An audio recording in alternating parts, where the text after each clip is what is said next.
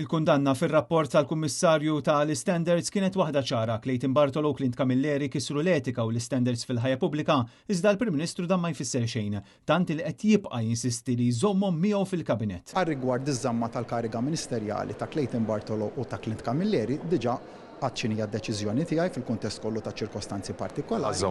Imbagħad ġewwa ġibtek probabbilment hemm għal 10 darbit jekk mhux iżjed. Il-kummenti li tal-Prim Ministru lil Net News start l-4 fil-għaxija jikkonfermaw li qabel qed jibqa' joħroġ u għaż-żewġ ministri tiegħu wara li l-mara ta' Clayton Bartolo ngħata ġob ta' konsulenza mal-Ministeru ta' Għawdex xogħol li qatt ma għamlet iżda li għalih xorta tħallset ma' 70,000 euro.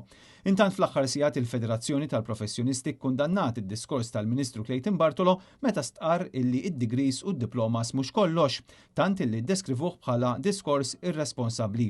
Bil-Prim Ministru jevita milli jwieġeb jekk jaqbilx ma tali diskors. Ġifieri taqbel f'dal każ li d-degrees mhux kollox. Il-Malta Federation of Professional Associations kritikat bl-aħrax il-kliem tal-Ministru Bartolo għaliex jiskredita l-bżonn illi l-istudenti jkomplu jimirħu fl-edukazzjoni akkademika tagħhom.